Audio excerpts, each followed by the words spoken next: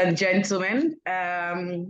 This is to welcome you to yet another book review, our monthly book review. And for those who are joining the book review sessions for the very first time, it's good to give a little bit of a background.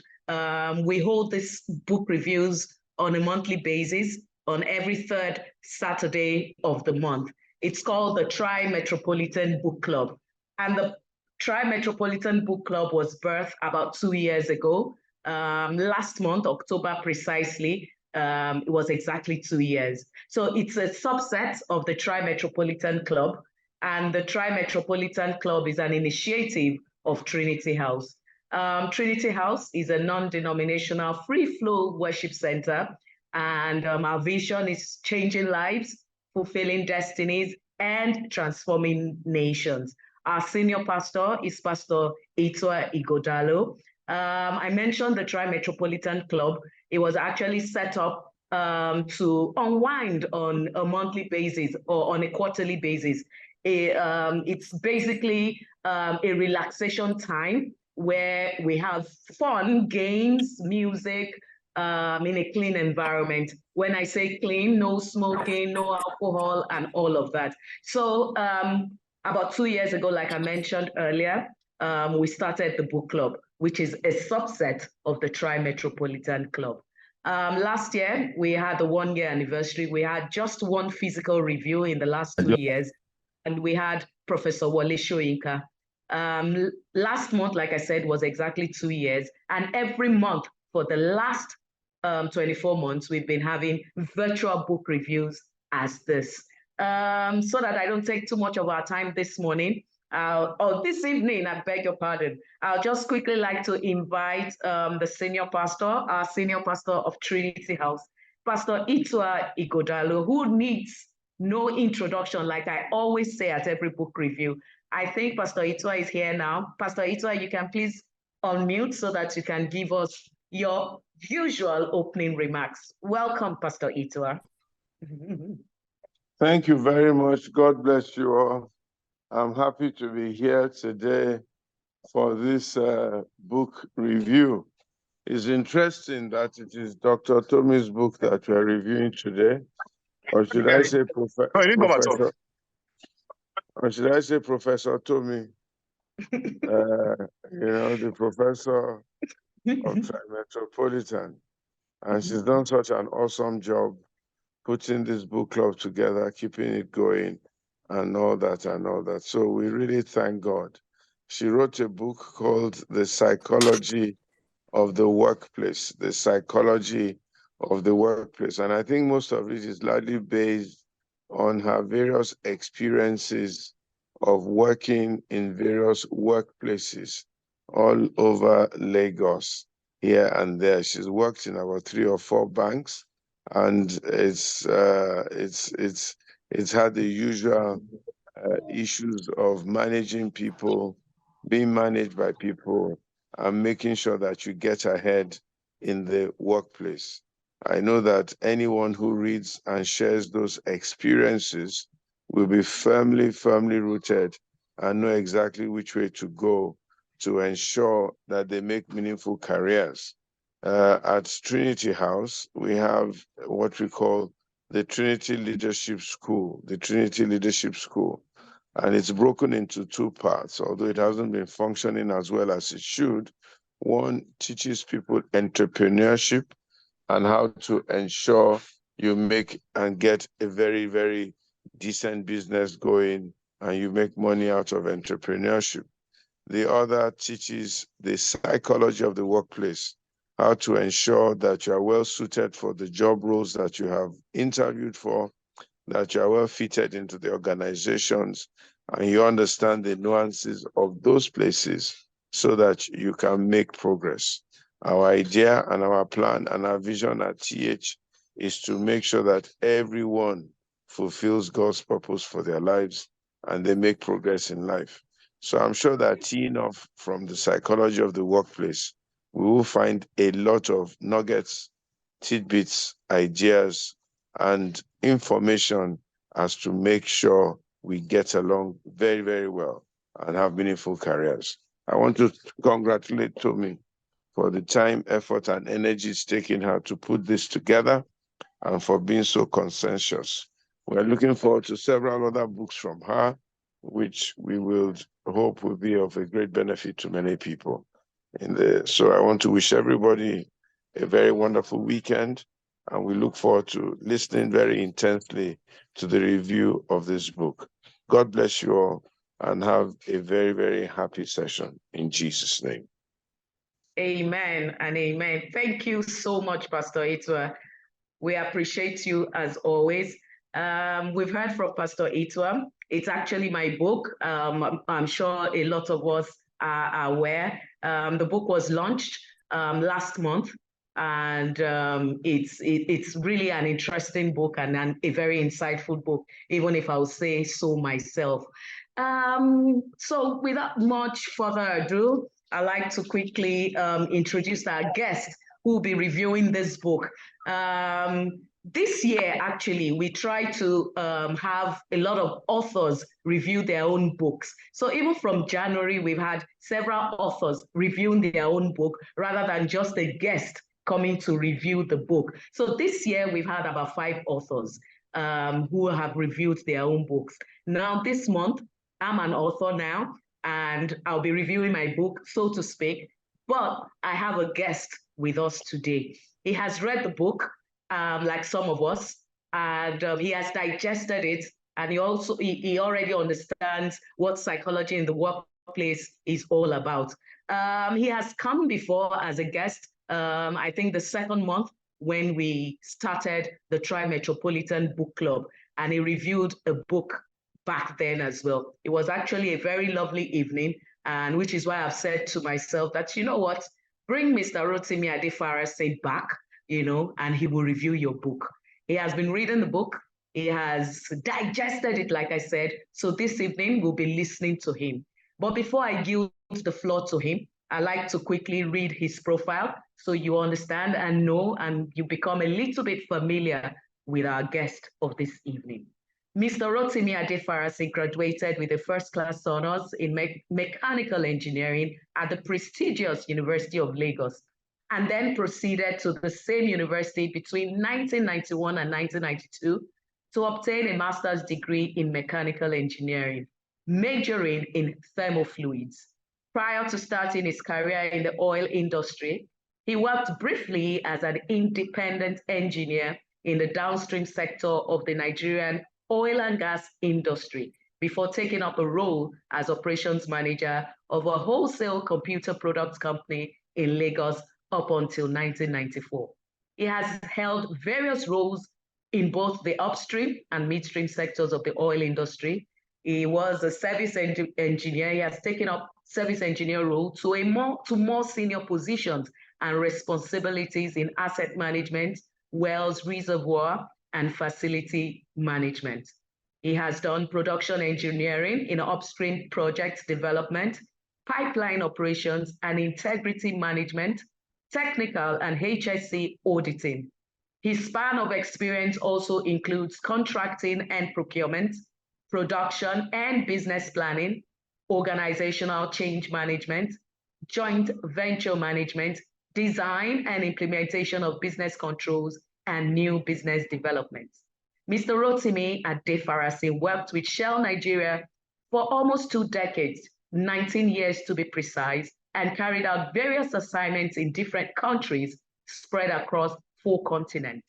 After taking an early retirement from Shell, Rotimi joined First Exploration and Petroleum Development Company, First ENP, as offshore asset manager, Deputy General Manager Operations, with the responsibility of establishing the framework for operation readiness and assurance systems for the Annular Madu development. He has since held higher roles within First ENP, and the last of which was General Manager, Non-Operated Ventures and Business Planning. 4 years ago, 2019, he was appointed the Managing Director of West Africa Exploration and Production Company Limited, and is currently leading a high-profile project to restore the integrity of existing offshore structures and upgrade an upgrade of a floating production storage and offloading FPSO system, as we call it, in preparation for resumption of circa 20,000 barrels of oil per day from one of the hydrocarbons-bearing fields in the Niger Delta. Mr. Rotimi Adefarasi enjoys mentoring and coaching young exploration and production professionals towards actualizing their potentials within and outside the industry. He's married to his beautiful wife, Mrs. Jacqueline Adefarasi, and they are blessed with lovely children. He spends his pastime volunteering for Christian faith-based organizations within and outside Nigeria, and he holds an active membership of the Society of Petroleum Engineers. Ladies and gentlemen, who else would I have invited as a guest this evening to review my book, my very first book, Psychology in the Workplace? Ladies and gentlemen, please, I know we can't put our hands together, but on behalf of everybody, I like to clap, put my hands together for Mr. Rotimi Adefarasi. Mr. Adefarasi, thank you for coming this evening. Thank you very much, Dr. or Professor Tomi Oyeshola. If I may borrow from... You can unmute, you can turn on your... Yeah. Can you hear me? Can you hear me? Yes. Please, can you confirm? All right, very good. I would like to say thank you very much, Professor Tomi Oyeshola, for this privilege. We can, sir. Yes, we can. So this is my second time on this blog, and I don't take it for granted. I would like to also expressly thank the visionary, that's my pastor, Pastor Itu Olajide Godalo, for all that he does, particularly for TRI-METROPOLITAN and for Trinity House. He's a man of many parts, and some of us will still aspire to emulate some of his great qualities, particularly in his love for God and for righteousness. So without much ado, I have been tasked with the responsibility to review the very first book that our delectable friend and sister, Professor Tomi Oyeshola, has written so well. And one of the reasons why I accepted to do this is because I know her to be someone that is practical and authentic. And going through the book, you will bear witness with me, for those who have read it, that the life examples that are in the book actually reflect what I just said about the book being practical, being authentic, and there are life experiences that everyone, no matter what your background or industry is, you can easily relate to. So I will be sharing my screen with you shortly so that we can start the review in earnest. So for the benefit of those who haven't seen the book or haven't bought a copy, this is what the front page of the book looks like. Forget about the green color in between the photo of the author and the cover page of the book. The first page has what you can see, what it's actually to my own left, while the second page of the book, which is in the cover page, actually has the photo of the author. And this is the format that I'll be using for my presentation today. I will talk about the author, the little I know of her, and then the structure of the book. Then I'll go on to the introduction that she wrote so well. And for me, it's actually more of an appetizer to wanting to know more or dig into the book. And then I'll do chapter by chapter review and then conclude. I will like to crave your indulgence that you should please give me a few minutes to run through my slides, and then we can take questions thereafter. And fortunately enough, if there's any tough question that is thrown at me, I have the erudite Dr. Professor Minister Tomi Oyeshola here to support me and to answer the questions better than I could have done. All right, who is the author? She's a financial services professional with over 2 decades of experience. Please, just a minute, let me move this out of my way. Good. In business development, relationship and asset quality management, credit finance, and general finance operations. She has a Bachelor of Science degree in accounting. She's actually from the same prestigious University of Lagos, and a postgraduate degree from the University of Liverpool. She's a fellow of the Chartered Institute of Bankers, Nigeria, and also a chartered banker from UK, Scotland, and Wales, from Bangor University, Wales, and a PhD in credit and financial management. You can see that this CV is well loaded. She's a result-oriented financial professional, highly detailed and versatile in the financial management field. But I would like to disabuse your mind, for those of you that are engineers and non-finance-based people, about this book. This book, in terms of content and relevance, actually cuts across every industry. As you will see that the principles that are expressed therein, they are relevant in every facet of life. Even outside the workspace environment, whether it's in the church, as long as you have a business concern, no matter what that business concern is all about, you will find out that the examples and the content of the book are actually relevant to you. Dr. Tomi is the principal consultant of Luminary Consult, and she facilitates part-time at the prestigious Lagos Business School as well. Wonderfully, she is blessed with a set of cute twin daughters, Oluwati Korede or Tide, and Oluwatin Shiara or Tiara. So if you do care to know more about the author, that will cost you an arm and a leg. The visionary just stopped short of saying one or two other things about this author. And since he didn't mention it, I think I'm also just going to keep I'm just going to keep mute about it. But if you are a curious observer and you are on this call and you wish to know more about the author, I would recommend that you go to page 58 of the book, and then you will know at least one other quality that this author is well known for. I won't divulge it, but please take a trip to page 58 and see what I'm talking about. All right, about the structure of the book. It was printed in Nigeria, and I think we should actually be grateful for that this book was not printed overseas. So the money stays in Nigeria and is going to be used for the development of this country. It's about 150 pages.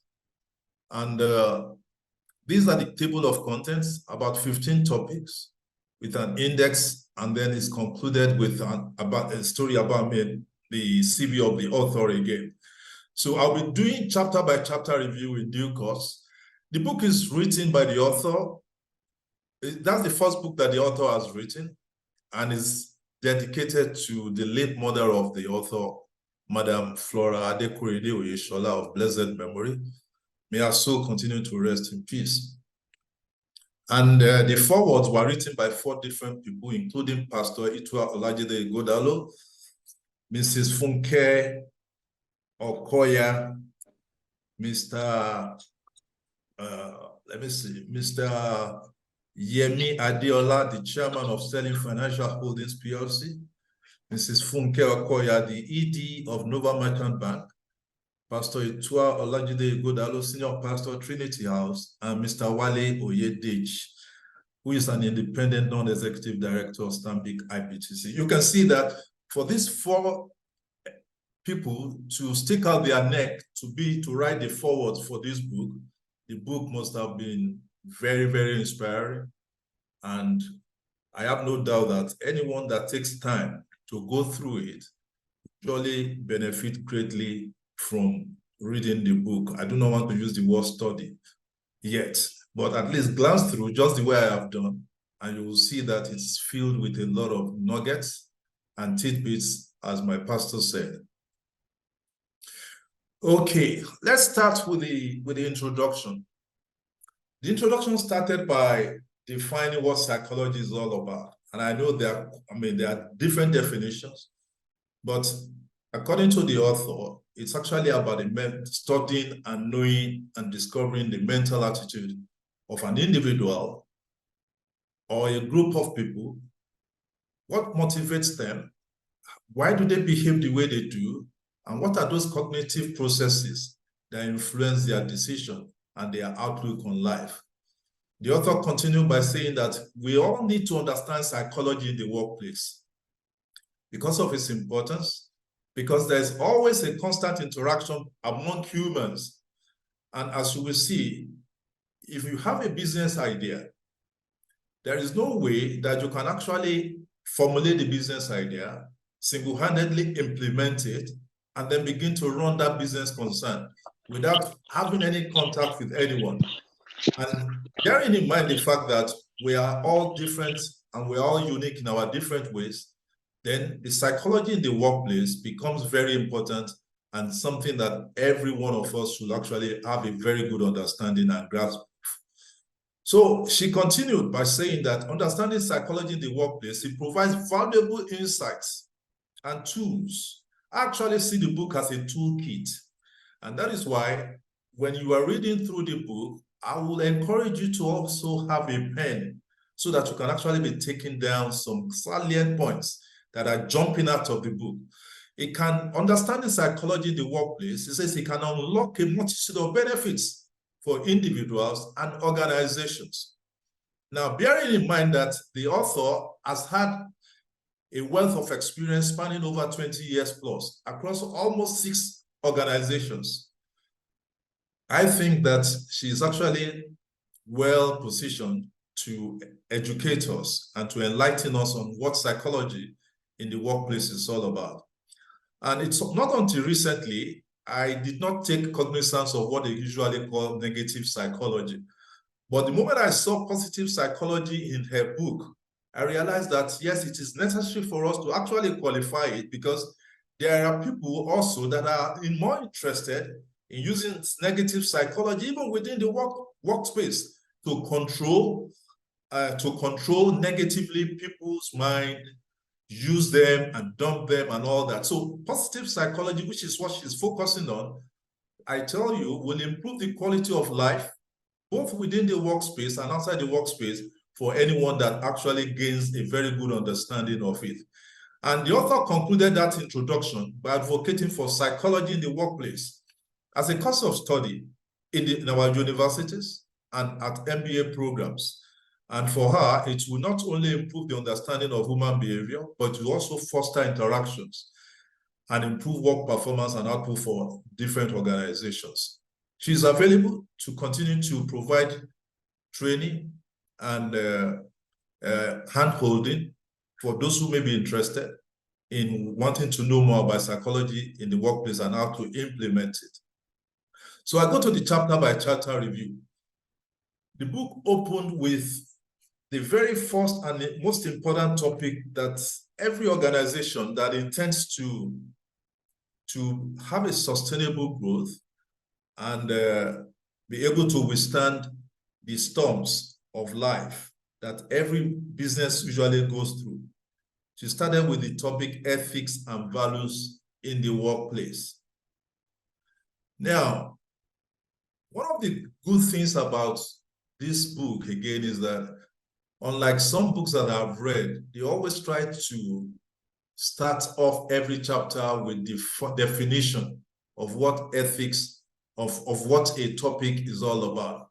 But then, in the case of psychology in the workplace, that Dr. Tobi Oyesola has so well written, it takes you into the practicality of the topic. She introduces the topic from a practical point of view and easy to relate with. And that is one of the selling points for me when I'm advocating for people to go and read this book, buy a copy, or even organize, go into partnership with a consulting firm to do a hand-holding training sessions on how to implement psychology in the workplace because of its importance and criticality and the value it adds to the bottom line at the end of the day.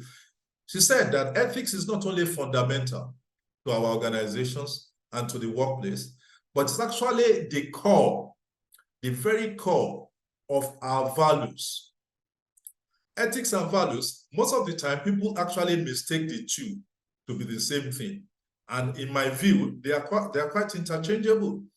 You can't claim to have values that is not ethical and you call yourself an ethical person. So what it means then is that values are more or less the fruits, while ethics is more like the bedrock, the foundation, the plant, the plant itself, the tree itself, while the branches are the values, the behaviors, how you live your life, what people see about you. But then those values must be embedded, must be deepened and strengthened in ethics. So what it means then is that for us to promote ethical behaviors, every leader at every level in any organization must lead by example. Mind you, I do not intend to give you every nugget that is in the book. I'm just going to give you some key points, at least to whet your appetite to want to know more about this book. So as I was saying, every leader must be seen to be fair in their dealings, no matter what the background of the people they are leading is, no matter their age, no matter their gender, everyone is important.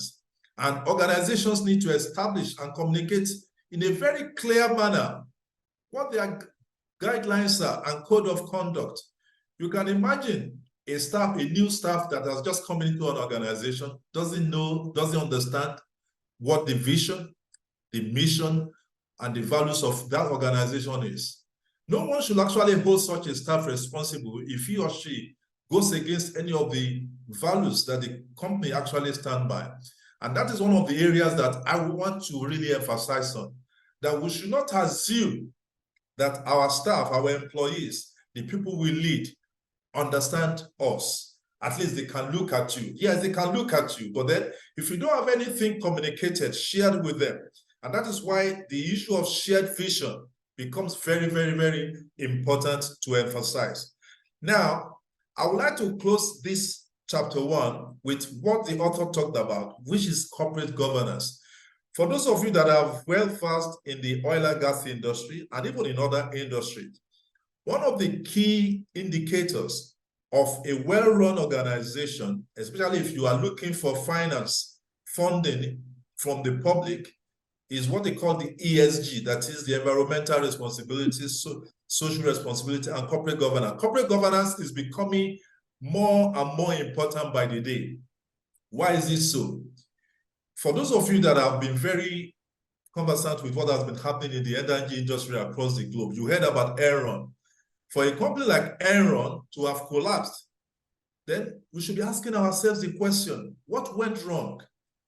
That company failed because the issue of corporate governance was not taken as serious as should be, because corporate governance and ethics, they are totally inseparable.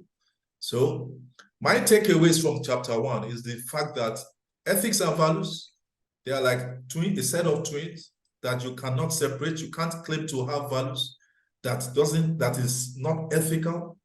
And you also agree with me that common saying that charisma can take you up, charisma can give you a promotion, but the only thing that can keep you at the top is character.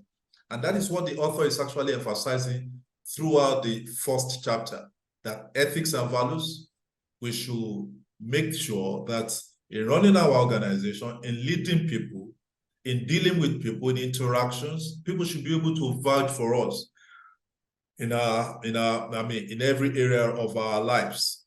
Thank you as I go into the second chapter. But before I leave this chapter 1, I want to leave you with a food for thought. Why do we have an increasing rate of divergence in employees and employers' values? I'm not asking you to answer that question, but it's something that you should take away and probably ponder upon. So without much ado, I move to the second chapter. And the second chapter talks about, please just a minute, let me remove this control point. It's actually blocking my, let's see. All right, I think we may just have to continue. I will use the book. So the second chapter talks about understanding character traits. For those who have read the book, I have no doubt in my mind you will agree with me that each topic was cleverly selected, smartly shared, and you can see a clear interrelationship. As you move from one chapter to the other, there's a connection. And those connections, what do? They buttress each other. They support whatever argument that the author has shared with you in the previous chapter. Look at this one that we are looking at now. Character traits or behavioral traits. He says we're all different. We're all unique in our own way. And what actually influences our behavior? Is it just because we are born to Mr. and Mrs. So and so? It goes beyond nature. That apart from nature, there's also the way we are nurtured, the environment in which we grow up, the things that we are exposed to, the influences. So it becomes important for us to understand our behavioral traits. What makes me do what I do? Do I have self-awareness? Do I know those things? Do I understand the root causes of my behavior, of why I think this way, or why I act that way? And that is what the author is trying to say here. That yes, you may actually have 2 or 3 children in a family. They can actually be triplets, but I tell you, those triplets, each of them have their own uniqueness. And that is why there are no 2 human beings on this earth. And if we understand that, it then behoves us as leaders to deal with people based on the behavioral traits, based on their triggers, based on their the things that motivate them, based on their values, so that we can actually harness all of this together to bring the benefits to the organization that we all lead. And that is why the author is saying that we need to deepen our character, the understanding and deepening of our character traits. We should not run away from it. We should not deny it. And I tell you, the first ingredient to changing our situation positively is actually owning them. You might have grown up, you might have been brought up in an environment that encourages a particular negative trait. That doesn't mean that you cannot change it. And that is what the author is saying, that we should own our lives, own the traits with a view to harnessing it positively to the advantage of our organization and even also to the advantage of ourselves. So she went further to talk about the 5 big personality traits. There are actually many traits. Actually, I mean, if you look at the whole, I mean, if you look at different lives, different people, and you study human beings, but she has focused on 5 big personality traits, which she has summarized by this acronym called OCEAN. And I'm not going to tell you what OCEAN represents, but I'm encouraging you to please go to page 12 of the book and read more about OCEAN. And I can tell you, I lie not, that it is a very practical description of the traits that you find in most human beings. For example, the O represents openness. That's to do with the issue of creativity and intrigueness. The C talks about conscientiousness, thoughtfulness. How well do you give room to others? How well do you allow them to also have a say? E represents extraversion, sociability. Are you a sociable person? Are you easy to relate with? Are you easy to deal with? Or you are such a difficult personality, you have such a difficult personality that actually sends people away from you. And the A represents agreeableness. And one of the elements of agreeableness, according to the author, is kindness. A lot of leaders want to just walk by the rule. But somebody once said that the law is not made, man is not made for the law. Man is not made for rule. The rule is made for the man. What that means is that there are rooms for you to show kindness and be a bit flexible when situation demands that we should do so, even when the book says otherwise. And the N is actually a negative trait. And I'm happy that 4 out of the 5 are positives, while the last one is about neuroticism.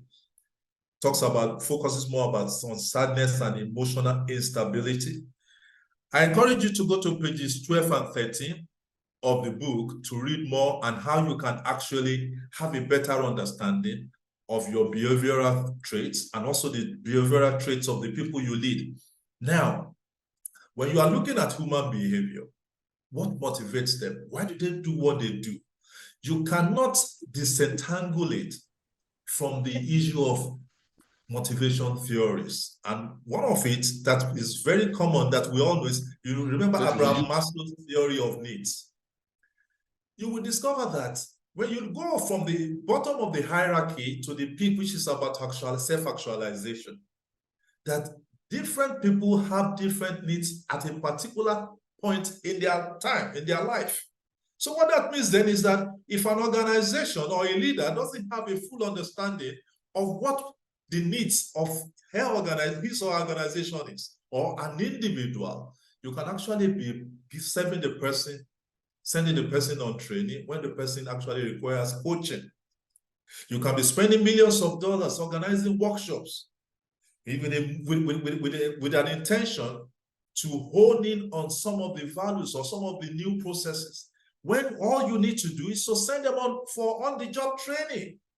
So it is very important for us to understand what are the personality traits of our staff, what are their needs, so that we can actually harmonize both the needs, the traits, and the organizational requirements, so that there is no disjoint among these 3 elements. And according to the author, the overarching goal of every organization is to harmonize the personality traits of their staff with the company's objectives in order to create appropriate measures, mechanisms, and processes that continues to motivate the staff, that will eventually result in not just an exciting workspace, but also improve the bottom line of every organization. So my takeaways: there's any investment into both pre and post-employment personality tests, which the author talks about in her book. She actually related how she went through a pre-employment personality test in one of the organizations that she wanted to work with. And I want to emphasize that any investment into pre and post-employment personality tests is actually worth every cent. Many of you have heard about putting a round peg in a round hole. And I tell you from experience and my time in the industries, both within and outside the country, pre-employment personality test enables organizations, employers, to actually have a better understanding of your needs beyond the interview, and be able to position you or put you in a role that best suits your traits and your needs and your motivations. So I want to just close this chapter by reminding you of the acronym OCEAN. In my view, it actually sums up most of the character traits that you see among individuals and groups of people at the workplace. So my food for thought for us: will the additional cost spent on pre-employment personality assessment reduce dissatisfaction in the workplace? And I'm talking to the leaders, employers, managers, directors that are on this call, that this is something for every one of us to actually think about. Is this something that is worth investing in? The author has brought it to our knowledge, and I think it's something that we need to really give a lot of thinking when we go back to our respective businesses. So I'll move on to chapter 3. One of the favorite topics that I like. In one of my previous life, when I was working with one of the organizations before the one I am now, we used to call it D&I. We don't call it, we actually just abbreviated diversity and inclusion as D&I. So what is diversity? What is inclusion? I have come to appreciate the fact that, just as we have said, before, that we are all unique in our different way, and we are all different. So if we are different, if we are unique, if we don't, if we may look alike, but then our behaviors, our needs, our motivations differ from one point to the other. So why is it that we do not harness the issue of diversity and inclusiveness to the best, to the benefit of our organization? Because one of the things you discover in any organization that implements D&I is that they open the door to an increased number of talents, identification of talents, and making use of those talents for the benefit of the organization. It engenders creativity and innovation. It supports customer understanding. So it's not a case of one size fitting everybody. It improves even your decision-making as a leader. And that is what the author is saying. But that in looking at diversity and inclusiveness, one of the factors that influences it, either positively or negatively, are biases. And he says biases, they come in different shapes and sizes. And what is the objective of biases? To hinder relationships, to limit innovation, and discourage growth. He says, but the good thing is that biases and prejudices can be overcome, just like I said earlier. If you recognize the weaknesses, and that is why this principle of SWOT analysis is very key. If you recognize the weaknesses, you own it, you don't run away from it. What it enables you to do once you recognize biases within an organization is that it engenders the organization to want to start training, raising awareness, and fostering empathy, and also ensures that there is diversity in hiring and promoting our staff. And I would like to conclude by saying that the notable features of a diverse and inclusive work environment includes what you see on the screen.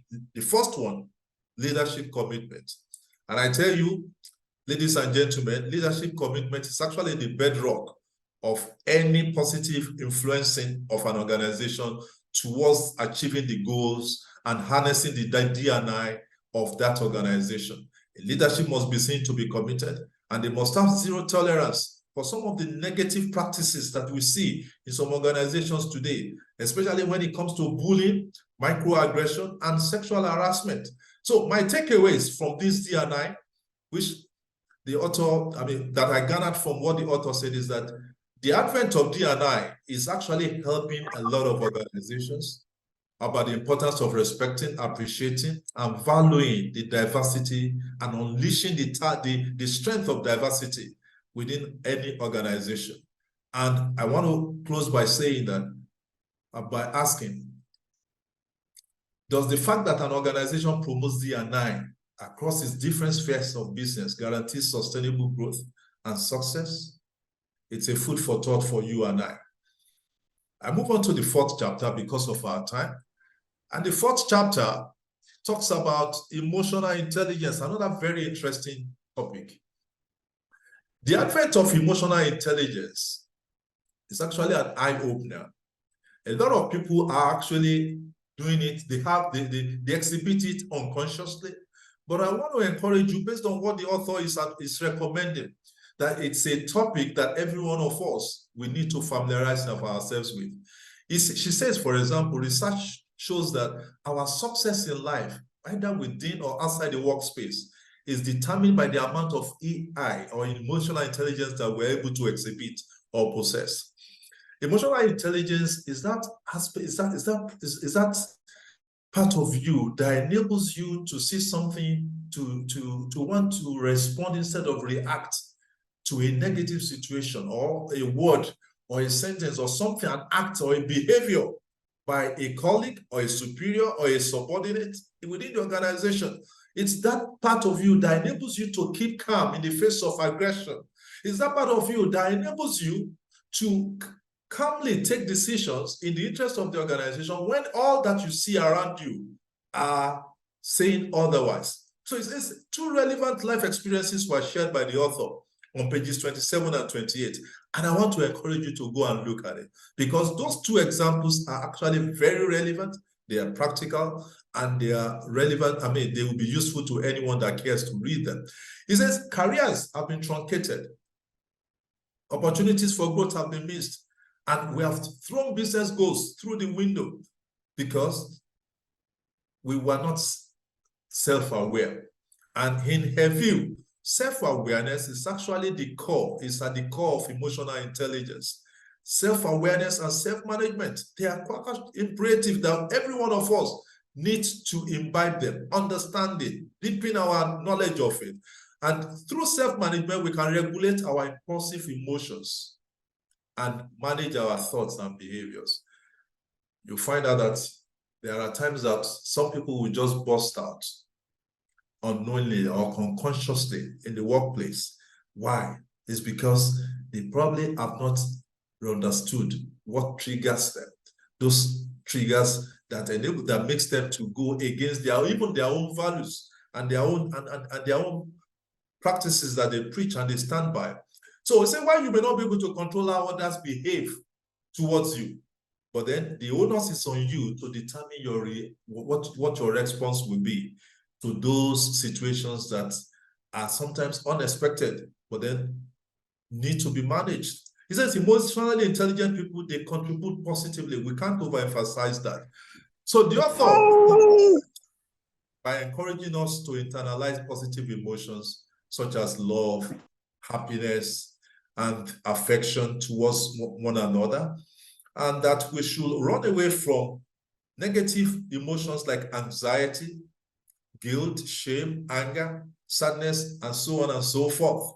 So, in conclusion, my takeaway from this chapter is that if your emotional ability is summed up by what Daniel Goleman said, when he said that if your emotional abilities aren't in hand, that is, they are not under control, if you don't have self-awareness, if you are not able to manage your distressing emotions, if you can't have empathy and have effective relationships, then no matter how smart you are not going anywhere.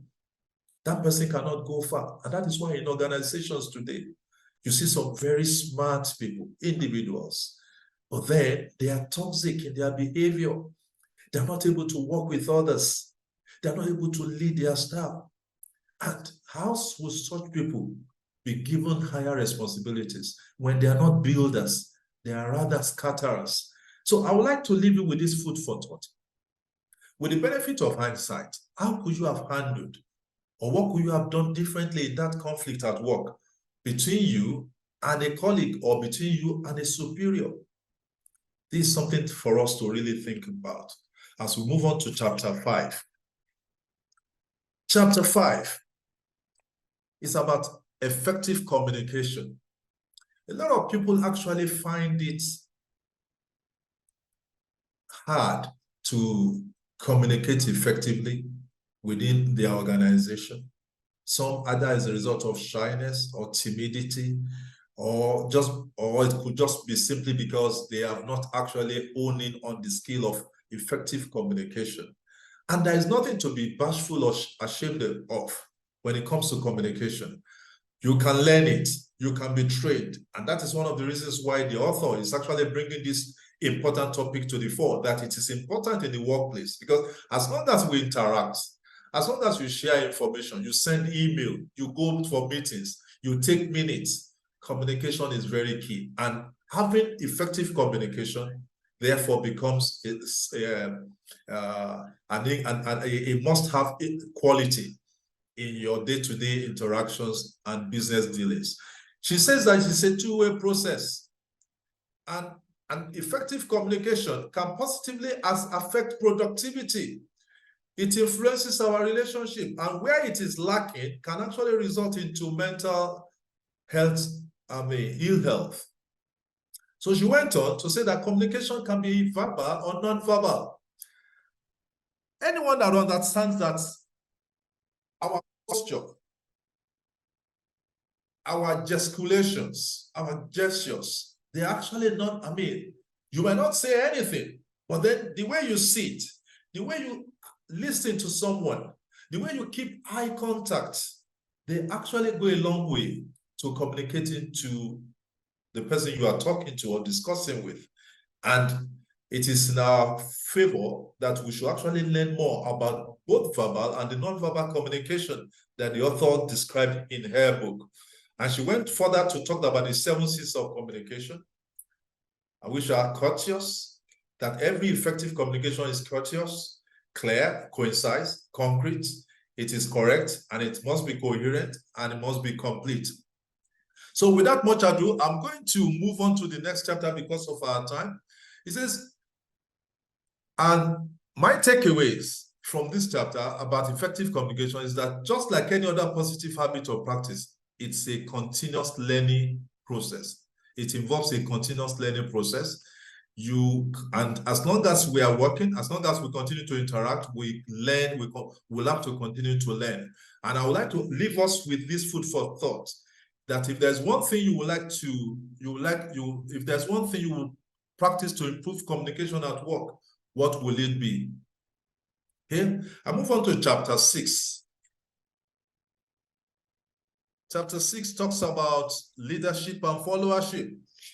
And that is the essence of what we've been discussing all along, that every organization must have leaders that have the right quality, right aptitude, well motivated to lead their people towards achieving the company's objectives. He says the effectiveness of an organization is closely tied to effective leadership. I don't think we can overemphasize that. He continues by saying that leaders and managers have something in common, even though those two words are different. He says they have people that they supervise, and they all provide guidance towards achievement of company's objectives. But according to Peter Drucker, management is more about doing things right, while leadership is doing the right things. So if I'm to wear my engineering hat, I'll say managers are more about the doing, about the doing, while the leaders are more about ensuring that companies' objectives are achieved in an effective manner. So, according to Dr. Temure Shola, some leadership styles that you and I can actually deploy includes any of these 5. And one thing that she also talks about is the fact that a leader can actually exhibit more than 1 or 2 of these leadership styles. And the one I particularly like most, the 2 that I like most, is the transformational and the situational leadership. And going through the book will give you an insight into why I am actually honing on the 3rd and the 4th leadership style, the transformational person and the situational leadership that addresses, that deploys the right leadership techniques depending on the situation at hand, so that it is flexible and it is achieving the right result for the benefit of the organization. So what it means then is that my own takeaway, as shown in on the screen, that leadership is the only skill that AI, artificial intelligence, could never replace. And there's no amount of money that you and I spend to deepen our leadership qualities that is a waste. And I would like to leave you with a food for thought, that if managers are doing things right, while leaders are interested in doing the right things, which are you? Are you a manager or a leader? Reading the book and going through it will enable you to know where you belong. And if you want to make a change to become a leader, then the opportunity is actually being presented to you through this psychology in the workplace. Chapter 7 is about psychological safety and well-being. Psychological safety simply means that there's an environment that an individual feels safe, feels protected to express themselves without a fear of being judged, without a fear of being castigated, as we see in some organizations. And such organizations have now become so docile. The leaders have surrounded themselves with people that cannot express themselves, and they are always telling the leader what the leaders want to hear. And I tell you, such an organization doesn't have long to live. He said the common saying, no risk, no gain, finds full expression in an organization that promotes a no-blame culture. That is, it encourages risk-taking, not just any flippant decision, not just taking decisions at random, but a carefully taking risk in the interest of the organization and engenders good results, benefits, and gains to the organization. So the author went on to define the 4 key steps to creating a psychologically stimulating and safe workspace. As you will see in page 50 of the book, it talks about establishing clear expectations, embracing diversity and inclusiveness, encouraging participation, and fostering a feedback culture. A feedback culture. And as you will see during the course of this presentation and reading through the book as well, that one of the means of ensuring there's a feedback culture is what they call performance appraisal using the 360-degree tool. So I would like to run along now that workplace ergonomics is also a contributory factor to how well an organization provides a safe environment for their staff to work. Do you have the right tables? Do you have the right lighting? Do they have the right type of chairs? Remembering the fact that RSI is a common disease where those things are lacking, repetitive stress injury. So my takeaway from this chapter 7 on psychological safety and well-being is that employees can make mistakes, good mistakes, honest mistakes, and we should not be too quick to judge them. We should rather take a look at those mistakes and reframe them using the word of the author, we should reframe those failures and mistakes as opportunities for growth and development. And some people call it's a teachable moment for a leader towards the staff when a mistake is made.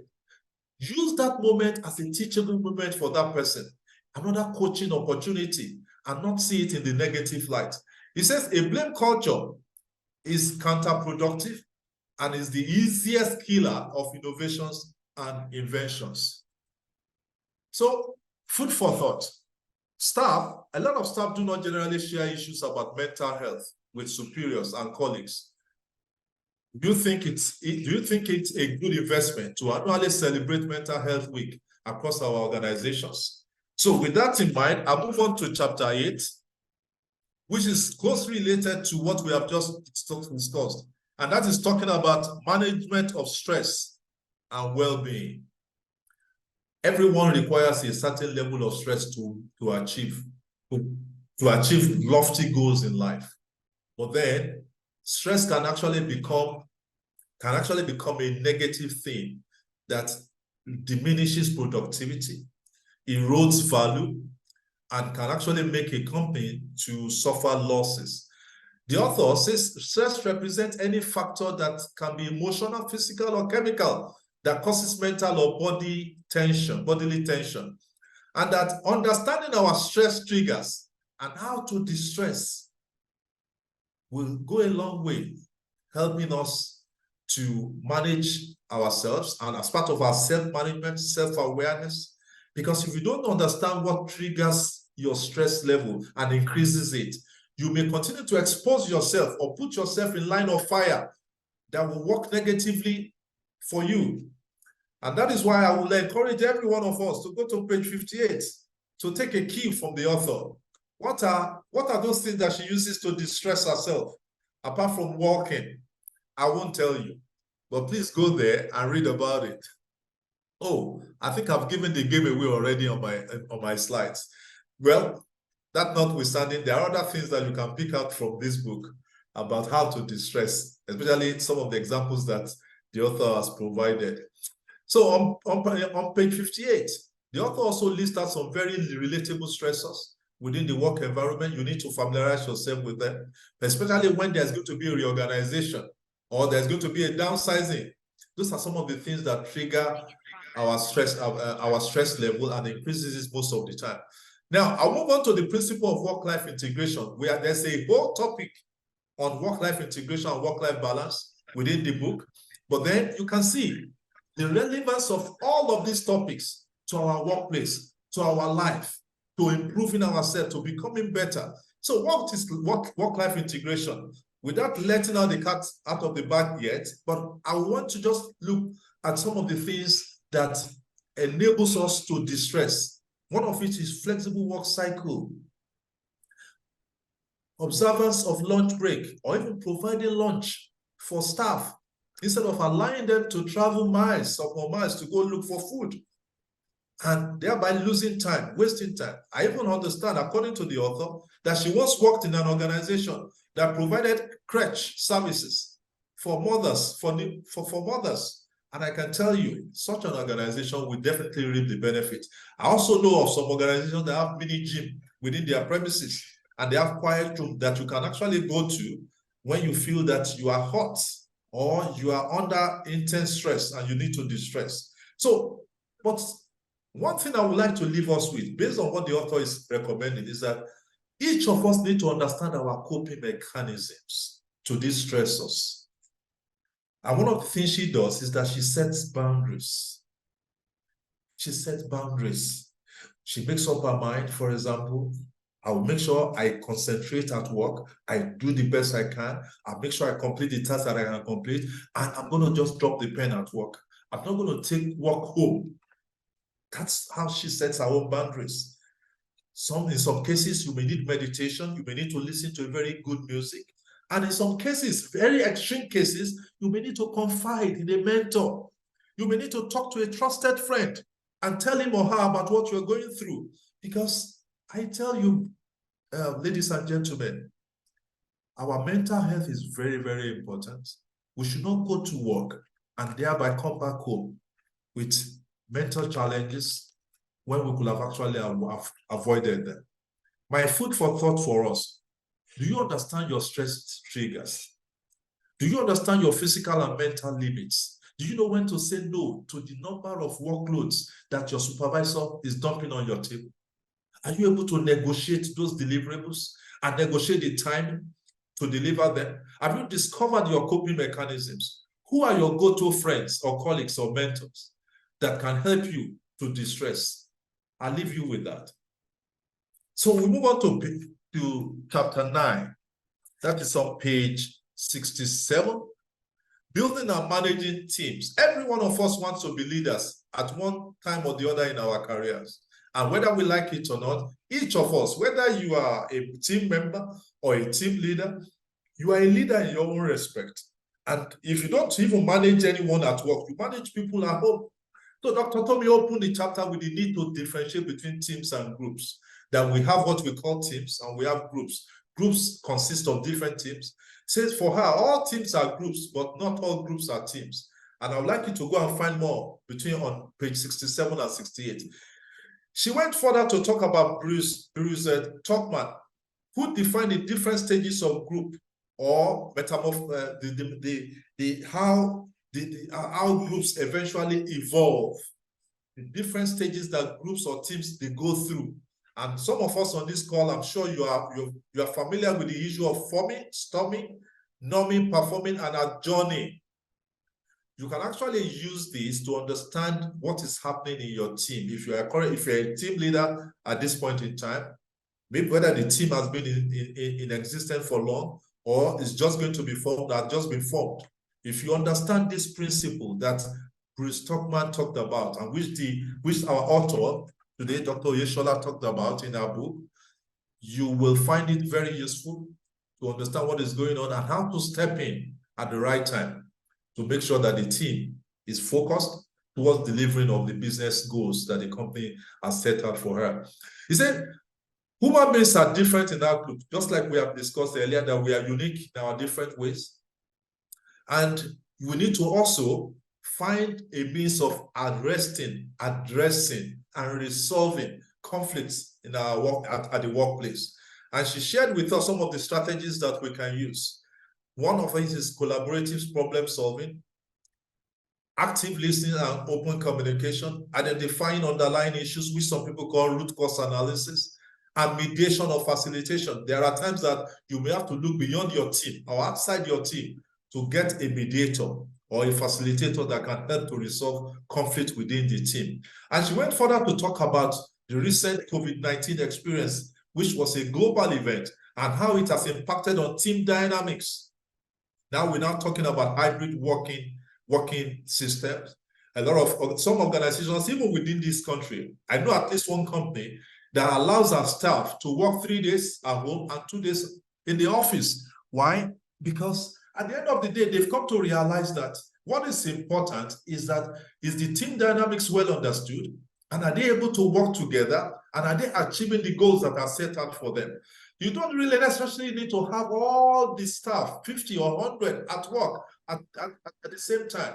As long as you have the mechanisms and the processes of checks and balances, ensuring that works are being delivered when they should be delivered and by those who should deliver them. So my takeaway has shown that we need to understand team dynamics, and we need to have a conducive workplace that have clear processes, responsibilities, and a means of also measuring those responsibilities. And that is what we talked, the author talked about KPIs.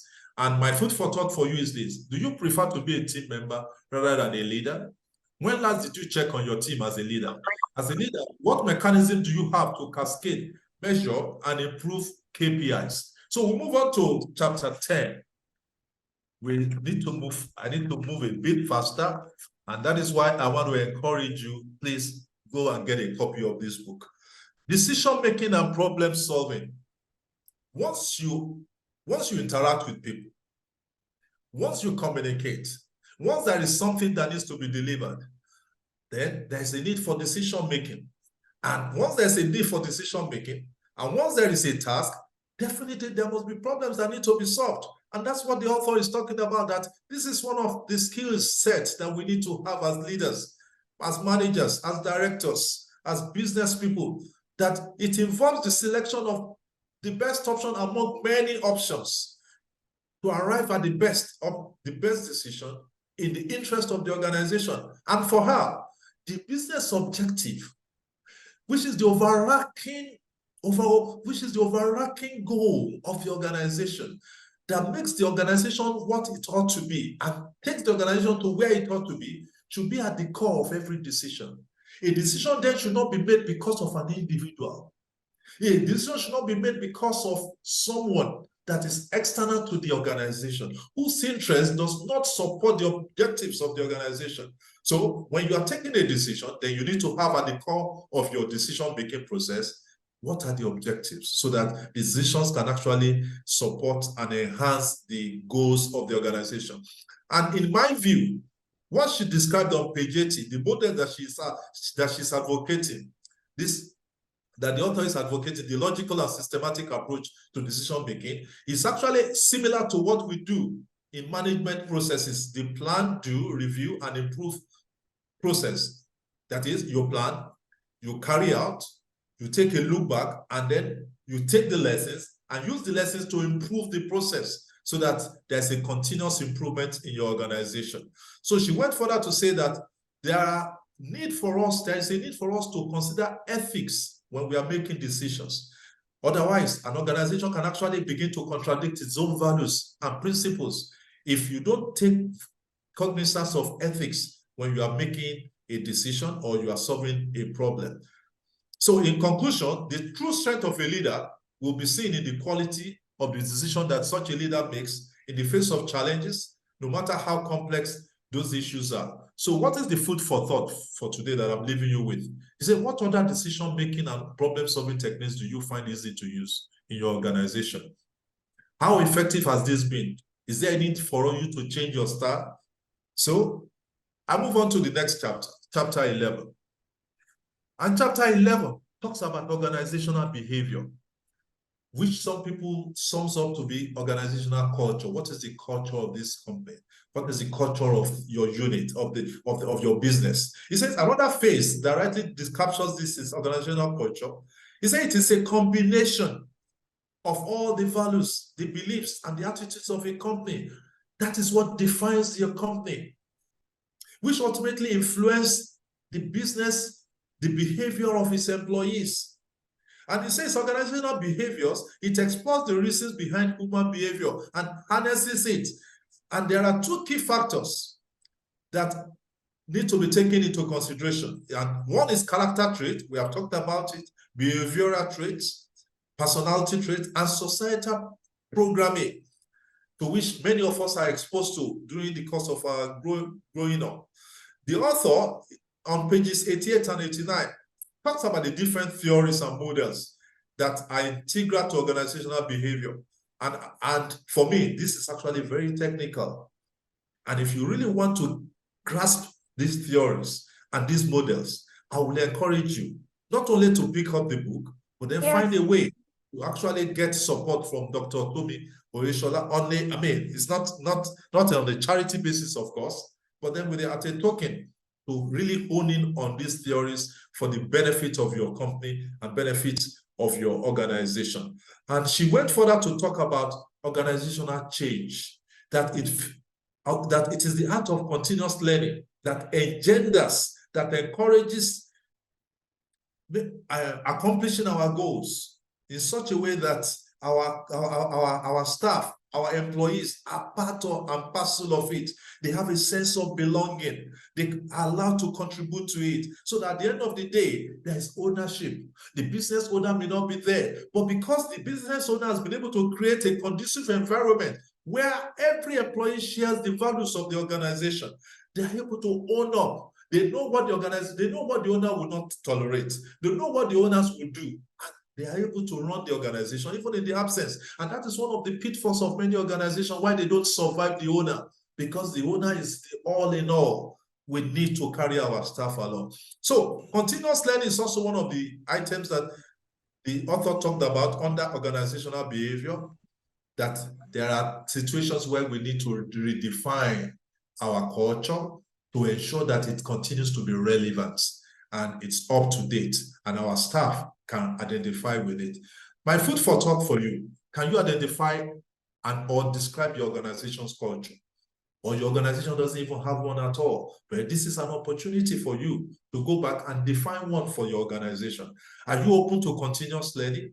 A continuous learner is a continuous improver. When was the last time you participated in a skill building training? I leave that with you. It's chapter 12.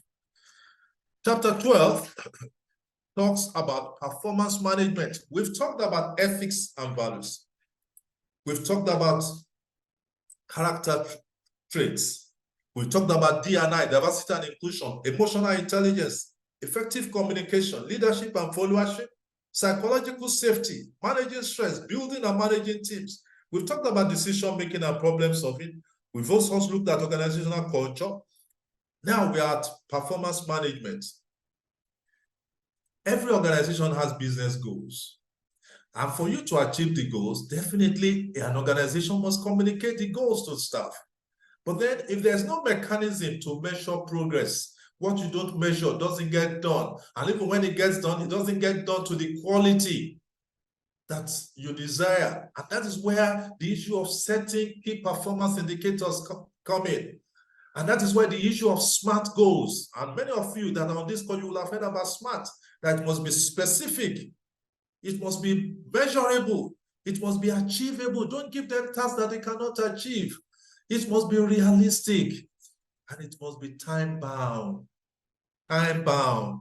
Because you cannot, I mean, if a business transaction needs to be closed out by the end of the month, you can't tell your staff to just run at their own pace. The business objective, the business goal must always be kept in view. Otherwise, the business might actually go out of business in no time. He says, and that is why the author was talking about an appraisal system, that every organization needs an appraisal system, even though some organizations are moving away from a formal appraisal system. But what I advocate is that you don't wait till the end of the year to be giving feedback to your staff. Be giving it to them as in the year. In some organizations, you see they do it quarterly. In some organizations, they do it half yearly. And some organizations, it works for them that they will wait till the end of the year. But I'm an advocate of a continuous feedback process that enables staff to know how well they are doing and where they need improvement. She talks about an appraisal system that involves self-assessment, objective-based evaluation, competence-based assessment, and the 360-degree feedback that I talked about earlier. It says the appraisal system must not just be a one-way traffic. It must also have a feedback mechanism so that there is a continuous improvement of the system. And one of the outputs must be that there must be developmental programs for your personnel, for your staff, out of that appraisal system. And closely related to that is that if you appraise them, if you have set goals for them and they are achieving the goals, you need to reward your staff. So my takeaway for you, are you willing to expose yourself to a 360-degree assessment? It may be tough, but then the feedback you get may actually help you, not just in a short term, but on a long-term basis to be who you ought to be. I go to chapter 13. And chapter 13, you will find chapter 13 on page 105, employee engagement and motivation. Are your employees properly engaged? According to the author, employee engagement is about, do they have an emotional connection with you? When you are not there, can they defend your organization? Can they lay down their resources to defend the organization in the face of even threats to their own lives, threats to their own business, to their own well-being? He says, employee engagement is about a sense of belonging. And I think this cuts across not just the formal work environment, but it cuts across every facet of life. Does your family, do they have a sense of belonging? On the other hand, she now went further to say that there's a difference between employee engagement and motivation. Motivation is the drive, the impetus that enables you to act based on the feelings that you have from the emotional connection that you have with the organization. That sense of belonging that you have will then motivate you. It's a motivator. It's a driver that takes you into doing the things that you ought to do, whether you are being watched, whether you are being supervised or not. And she went further to talk about the 4 E's of employee engagement. By saying, in employee engagement, there must be enablement, there must be energy, there must be empowerment and encouragement. And at the end of it all, some of the key outcomes of effective employee engagement will include better work culture, innovation and creativity, and employer advocates. And that's what I talked about.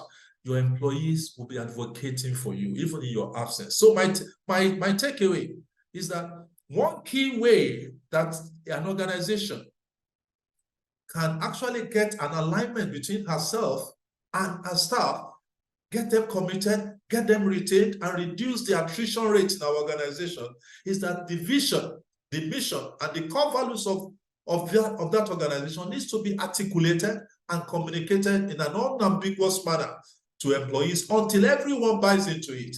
So I leave you with a food for thought. Do you know what motivates you or motivates your staff? Is your organization meeting those needs? Are you meeting the needs of your staff in the area of engagement and in the area of motivation? If you are not doing so, this is another opportunity to take up this book, read more about it, and even possibly contact Dr. Tomi Oyeshola for a deepening of that particular part of your company's life. Conflict resolution and negotiation is what chapter 14 is all about. At the end of it all, as long as we continue to interact in the workplace, as long as decisions need to be made, and those decisions will not favor everybody, as long as some staff are outliers and some staff are average performers, there will be conflict. As long as you deal with third parties, you do business with both locals and non-locals, there will be need for conflict resolution. And that is what the author is advocating, that conflicts at the workplace, they are inevitable. We can't run away from it. It has come to stay, and it's something that will continue to evolve. He said it then means that an organization must have processes in place that either proactively resolve conflicts, and that is identifying potential conflicts and putting in place processes that addresses them. And one of these is clear line of reporting. I'd like to emphasize that in our organization, there should be clear lines of reporting. He said clear and unambiguous conflict solutions process also is very, very necessary. And that if we don't have this in place, it leads to missed opportunities, unhealthy rivalry among staff, unhealthy competition, and at the end of it, business failure. And she also outlines all the conflict resolution styles. And I encourage you to please go through the book and see which of them will work best for you. And at the end of it all, under negotiation is not about win and lose. It's not about the defeated and the champion. It's about all of us coming out as champions, all of us coming out smiling, all of us coming out winning. And negotiation is a very, very key tool. And learning how to negotiate very well in our organizations cannot be overemphasized. And there can be negotiation between the boss and the staff, can be between two employees, can be between teams as well, because we are living in a world where resources are scarce. And how well you can negotiate will go a long way to determine how well you are able to also achieve your objectives and also get people to support you in achieving your objectives. The last but not the least item there under this is the different skills that are necessary for successful negotiations. Emotional intelligence is one of them. We've talked about the flexibility and compromise. You need to be active listeners. We need to maintain quality relationships and then effective and communicate effectively. So my food for thought for you, what are your favorite conflict resolution techniques? Is winning an argument better than resolving a conflict? The last but not the least chapter is about work-life integration. It's a word that is a phrase that is commonly bandied around, but the more common one is the work-life balance. But the author has a different view, that we should actually move away from work-life balance and work towards work-life integration. That work-life balance may actually not be the best may not be the better of the two. And you will see reasons why by the time you go through the book. It says work-life integration is a blended approach. You are able to inculcate your work and with your family life. You are able to determine how much time you will spend in a day for work and for your personal life. Let's say, for example, you need to make a clinic appointment. You can actually schedule your work, your appointments, such that you will move them to a suitable time while you do what you need to do, and yet still achieve the business objectives for the day. And that's what she's advocating, that it is more flexible than the work-life balance, because work-life balance involves creating boundaries between work time and personal time. Oh, once I close at 5, I drop my pen, I don't do any office work again. That is work-life balance. But she's talking about work-life integration, that is more effective and goes a long way. But I want to challenge you. How many of us that are leaders, directors, managers can actually say that we will not lift our pen even when we get home once in a while? So it's not possible. So if that is the case, then we need to have work-life integration. So page 123 of the book spells out the 5 strategies to manage work-life integration. So these are self-care, family first, setting boundaries and knowing your value, time management, social support, and utilizing technology. We are in the advent of technology advancement now. Let's leverage on the advancement of technology to achieve work-life integration. So, and one of the items that is closely related to that is flexible work environment. And I would like to leave you with this. Work-life integration is individualistic. What works for Mr. A may not work for you. So make sure yours is personalized to suit your need and to suit your industry, to suit your organizational objective. He says flexible work or hybrid system does not work the same way in every industry. This is my own takeaway. What works in the finance industry may not work for the oil and gas industry. He said a weak network connectivity around us is actually a major challenge to the effectiveness of this hybrid system. So the last but not the least slide is our conclusion, and also the conclusion similar to the conclusion that you will find in the book, which is under chapter 16, which talks about how to apply this book. You've been listening to me now for over an hour, and I appreciate your staying spirit. But all that we have heard and talked about today needs application. And that is why this book, I describe it as a practical book, an authentic book, and full of first-hand experiences. There is hardly a chapter in the book that does not have a real-life experience that the author is sharing with us. And it now becomes easy to relate with and easy to deploy and adapt to suit your own requirements. And I would like to say that the author and the moderator of this session, Professor Tomi Oyeshola, has told me in no uncertain term, and has also expressed it in her book, that she's available to support individuals and organizations to turn the salient teachings in this book into practical sessions for the benefit of everyone that wishes to subscribe to our consulting time. Our business outfit, Luminary Consult, is ready and willing to support you in your journey through to bettering the performance of yourself as an individual and that of your organization. And I have no reservation at all to recommend this book to all of us on this call and to your friends and family members. And I would like to round up by saying that the taste of the pudding is in the eating. You either get a copy or more copies and distribute, or you request the services of our delectable Dr. Tomi Oyeshola of TRI-METROPOLITAN Book Club for a training and a hand-holding session. And I would like to round up by saying God bless you all and thank you for listening to me.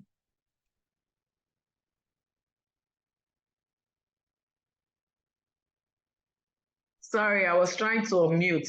Thank you very much. Thank you. I can't even thank you enough. First of all, you've elevated me. The last time I checked, I became a doctor. I got my PhD about 4 or 5 years ago. But today I've been hearing Professor Tomi. So I want to believe that has a prophecy that I am Professor Tomi Oyeshola. Thank you very much for elevating my status. Again, you were right on time. It's been about an hour, a little over an hour. I saw that you were trying to rush it because there's a lot of insights in each of the chapter, in each of those chapters. There are 15 chapters, really. The 16th chapter, like you said, is basically conclusion and application of what we've heard from chapters 1 to chapter 15. So, I mean, trying to even take 5 minutes for each chapter, that's like 75 minutes on its own if you talk about chapter 1 to 15. So I would commend your keeping to time, in trying to ensure that we get the meat of this book. Your presentation too was very fantastic, and I was just sitting here wondering if we actually wrote the book together, but it shows me that you really read it. And as you were talking, I was actually smiling. I was excited because it means that the understanding that you got from this book, everybody else that reads the book will get that understanding. People have given me lovely feedback, but hearing you really talk about the book, it's been mind-blowing for me. And it was actually exactly 2 years ago that we had you here on the platform to review a book. Recall that we started this platform 2 years ago in October. Then we had the first review in November. The first review in October, then the second review in November. So we're in November again, exactly 2 years. So, we can't thank you enough for coming and for obliging me whenever I call. And what else? I can say for a fact that as the MD of your company, I'm sure that you don't dump responsibilities on your staff and call it delegation. I'm sure that you've been enjoying working, or they've been enjoying working with you. And I know that you manage stress and all of those things in terms of emotional intelligence. How do you marry emotional intelligence and performance management, or stress management and well-being and performance management? People have to perform on the job. Maybe not quite precisely in the oil and gas industry, but in the industry that I have worked, there's always a lot of pressure. You're working in the financial institution, MPR every month, I don't know. The stress is on another level, So it's been fantastic. MD, Mr. Rotimi Adefarase. He's been a good friend. I want to thank you for your support of the book club thus far. And coming again for the second time. And I really appreciate you without saying too much. But we'll yield the floor now because of time, like you said. Like I said, it's about an hour or a little over an hour. And so we always want to wrap up the book reviews by 7:45 or at the very latest 8. And we've had a book review that we actually ended by 7:30, so it's fine. So we are right on time. It's just what I'm trying to say. So I've been seeing comments in the chat room but I want to also check if anybody is raising up their hands. We'd like to see your virtual hands so that we can call on you. I mean, most of us on this platform have had work experience, or we've had experiences working with people, and I'm sure it's been fantastic. And what are our experiences, whether as a leader or as a follower, or you were once a follower, so to speak, but now you are a leader? What has changed in terms of everything that we've listened to with respect to psychology in the workplace? So I'm going to check for hands up now, but if I'm not seeing any hands up quickly, okay, I can see, I saw a hand up now, Sarah, if I'm correct. Madam Sarah, was your hand up?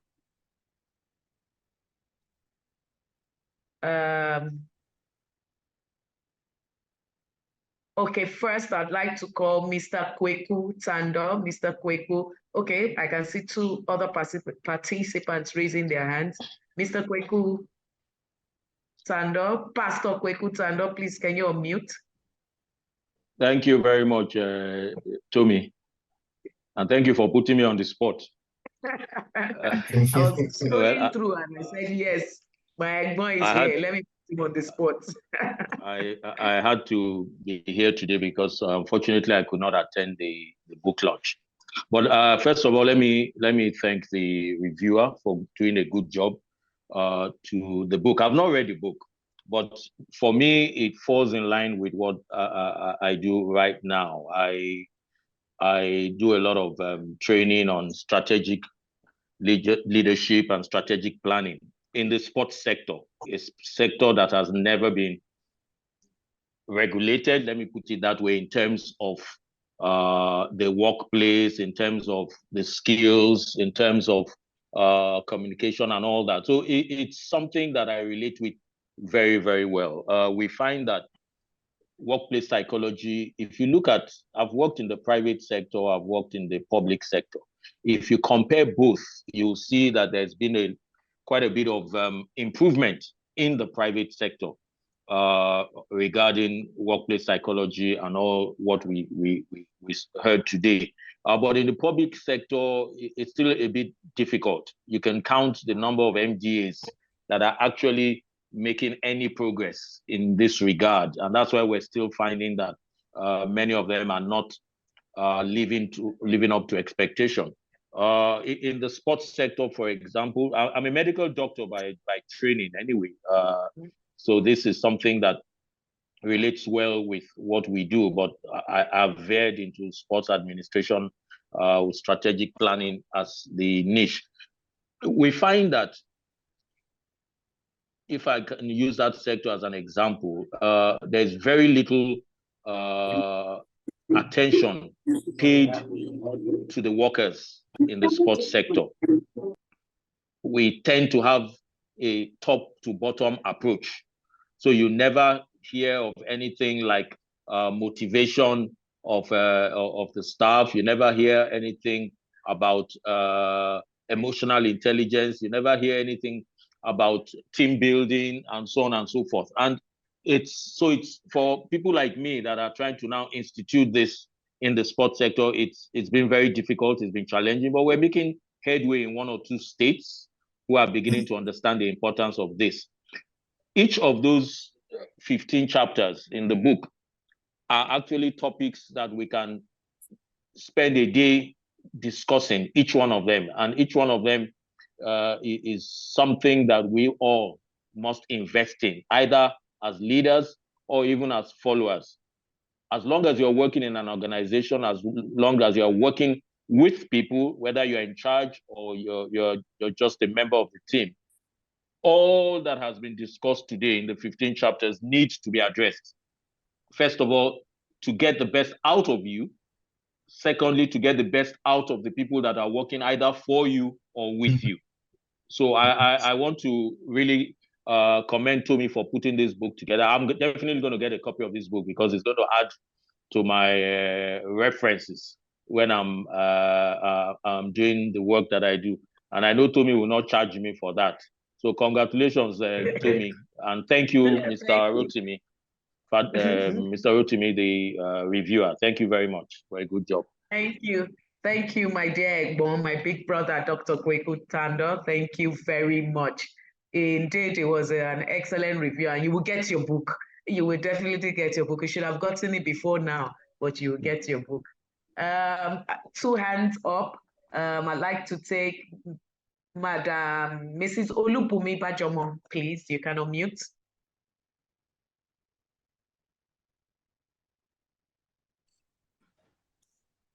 Good evening, everyone. Good evening, ma'am. Just one second. I think you should call the next person. I have the feedback. So I'll change myself. Okay. We have TD. I don't know that there's a name TD.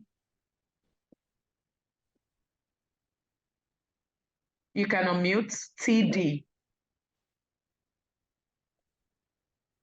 We have also Madam Derry Olujiton. You can unmute. Hi, Tommy, Dr. Tommy. Oh, TD. Okay. I just wanted to commend you for, oh, sorry, is it my turn or should I come back?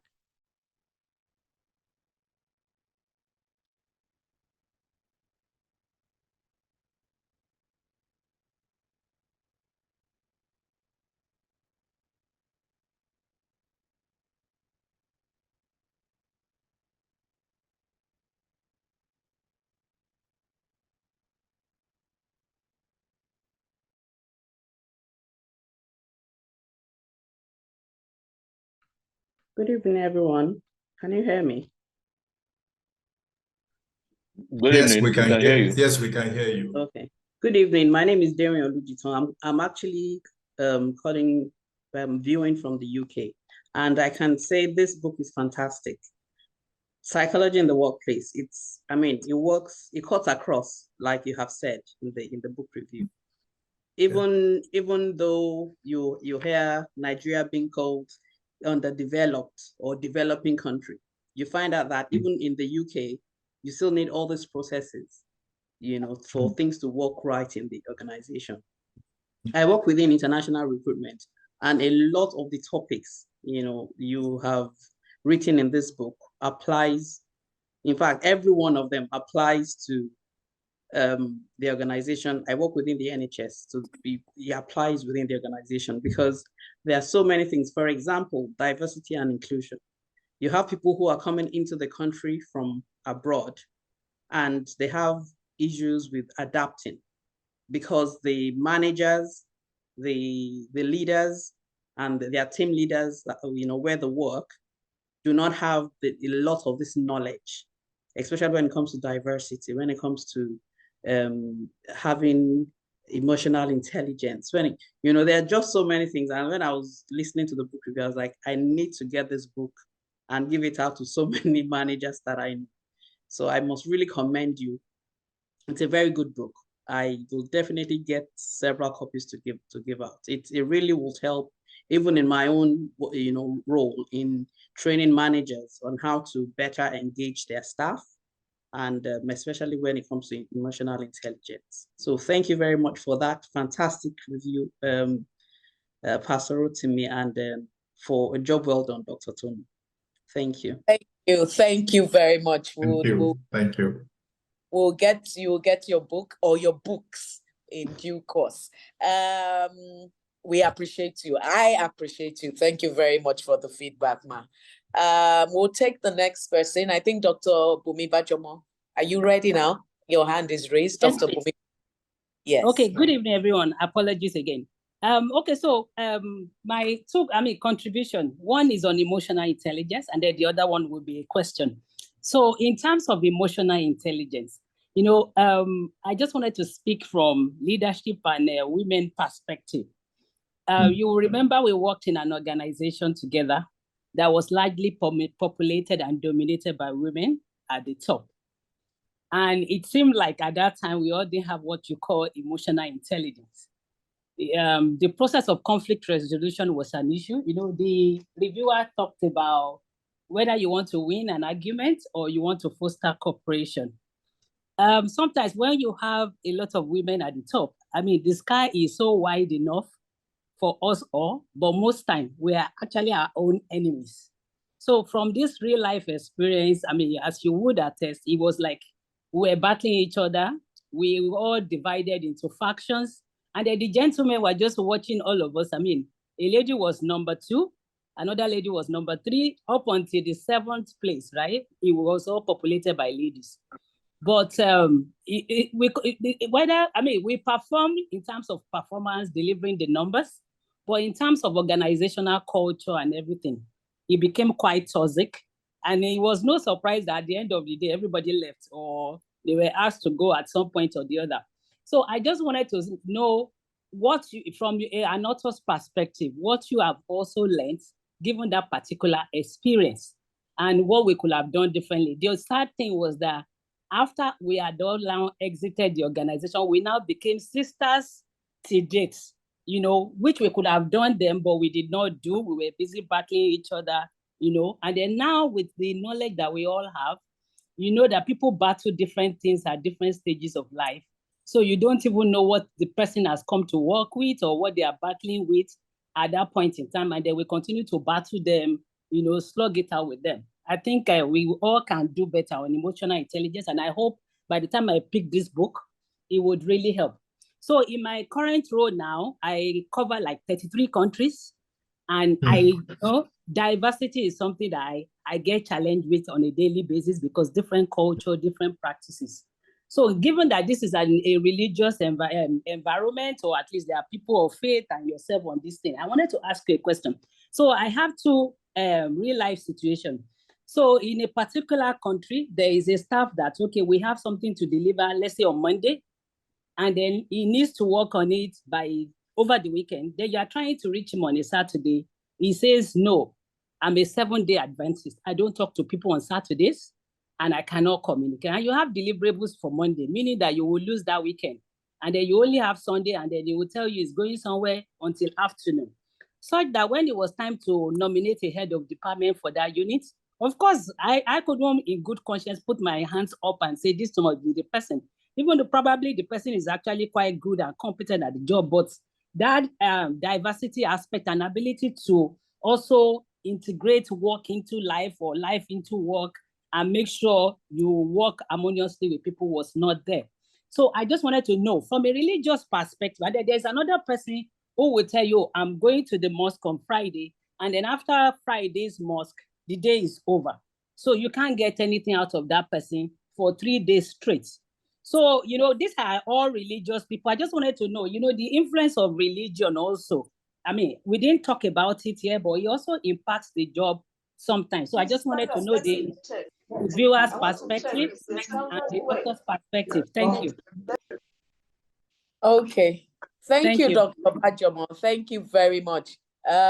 I would address one of the ones you mentioned, which is, I know Mr. Rotimi was actually ready, but let me just quickly address one of the first one I think that you mentioned that you wanted me to speak about. The reason why I said I would take that on instead of Mr. Adefarase is because I think I remember the institution you were talking about and the issues and the things that you might have faced or things that I saw happen there.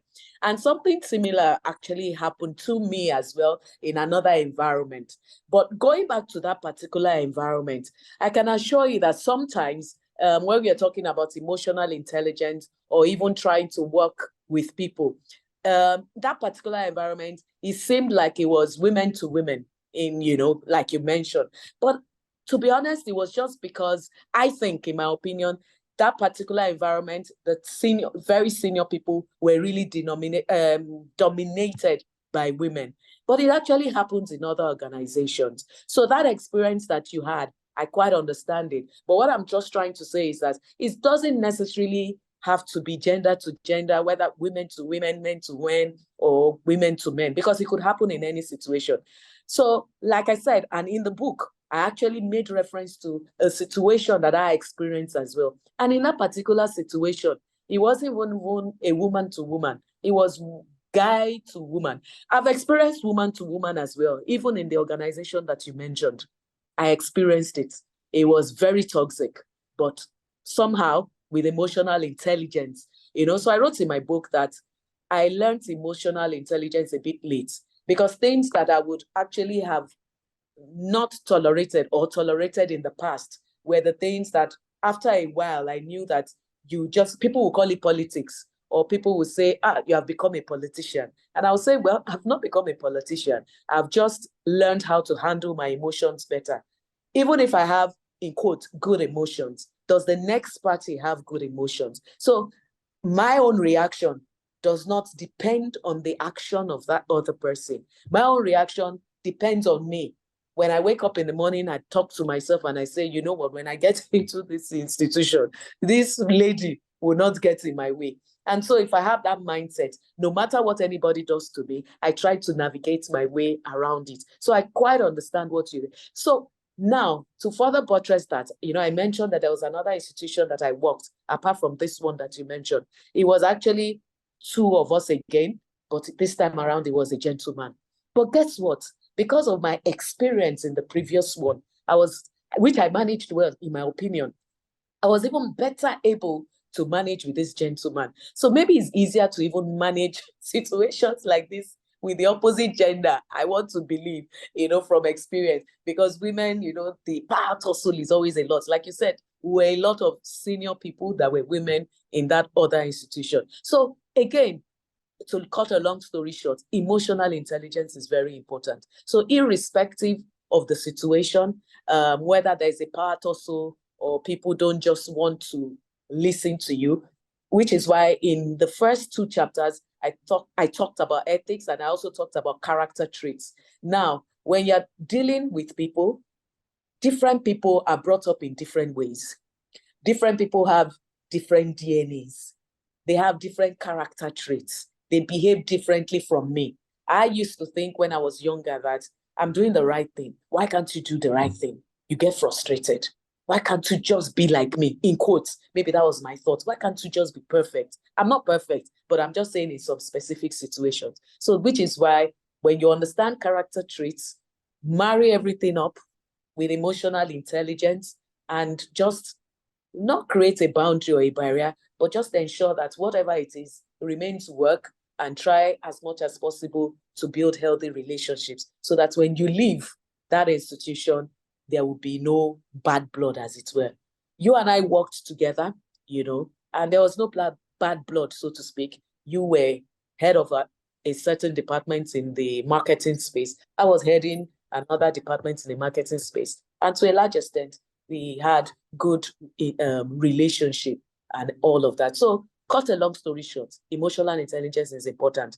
So if you understand that different people have different character traits, we are better able to manage people psychologically in the workplace.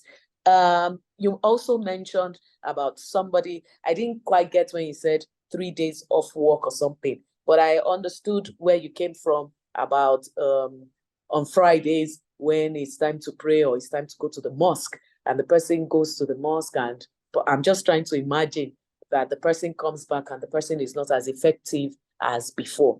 So one of the chapters also talks about performance management, and it talks about when you give, there are different ways of appraising, and there are different types of performance management. First of all, you can do self-appraisal, which is the person or yourself or whichever case it is. There's the objective one. So like Mr. Adefarasi explained, and what I've written in that book, objectively, there's a goal that the person is supposed to achieve. This is the objective for the day, or this is objective for the month. We should ensure that the person is able to finish up with that objective. Now, let me take your mind back again without talking too much about work-life balance and work-life integration. So work-life balance creates boundaries. Work-life balance will tell you that I'm going to work to 6 p.m. or I'm going to work to 2 p.m. And after that, when I get home, I'm done. Work-life integration doesn't create boundaries, but it creates a blend. So, and I like all that has happened with the advent of COVID-19. People now, there's the hybrid working from home. If I'm working from home, you can't come and check whether I'm in the kitchen. You can't check whether I'm in the supermarket. Of course, I won't do those things, but I'm just saying my deliverables are my deliverables. So that's the same thing with work-life integration, except we are imagining or assuming that we're working with inefficient people or people who don't have integrity. We can leave, that is another story for another day. But with work-life integration, in the morning, I wear spectacles, I wear glasses, for instance. I may need to see the ophthalmologist or an optician at 10 o'clock. I don't need to wait till 6 o'clock or 7 o'clock on my way home when the optician could have even closed. But I can see the optician, I can come to work at 8 o'clock and see my ophthalmologist between 10 and 11:30 and come back to work at 12 and still be effective and still deliver. So that's work-life integration. So I don't need to wait till the end of the day. You know, so it's a lot that we need to learn and unlearn and relearn, and everything is written in that book. But I just wanted to just touch on those things in terms of performance management, emotional intelligence, and of course, work-life integration, so that we just can have like an idea of where we're going to with respect to this book. So please grab a copy. You will learn more. And like Mr. DeFarasi said, I've been speaking to companies to their employees. We can talk more about that later. So I hope with these few points of mine, I've been able to convince you and not confuse you that indeed psychology in the workplace is an important aspect of every work. And it's not just in the workplace, in even different spheres of life. I've learned emotional intelligence, not only at work. I've had over 2 decades work experience, 24 years to be precise, including my service year. And I can say for a fact that it's not just in the workplace. I've been a leader in different other environments, even in religious environments, even in church. I'm a leader in church. And of course, emotional intelligence comes into play where you have to deal with different departments, just the way you have different departments in the workplace. So yes, so that's my 2 cents. It's more than 2 cents, but on the topic. Mr. DeFarasi, is there any other thing you want to add? No, Dr. Tumi, you've actually touched on all the questions that Dr. Bajomor asked for. I just wanted to add that counseling may help such people, particularly the religious ones that are giving excuses that they can't work on a particular day. So if we are going to adopt work-life integration, the question that readily comes to mind is, I need the example that Dr. Tumi shared. When this time you spend at the clinic, what do you call that time? Is a time taken out of your 8-hour work day. How do you give it back to the organization? Now, if you are able to do that, why can't you also be flexible to do 1 or 2 hours of extra work at home in the interest of the organization? So my approach to such people is that I'll first of all counsel. I'll sit them down, I will educate them. One hand washes another to make sure the 2 hands are clean. So what it means then is that there will be need in the life. I'm not appealing to their emotional side now. Some people may call it emotional blackmail, but it's not a blackmail. It's actually reasoning with them. You will have a need. Now, if you say you are not available to help the organization because you have to go and pray at that particular point in time, remember the example I gave when the Lord Jesus Christ was even saying, he said the law is made for man. Man is not made for the law. What it means then is that we cannot be bygones.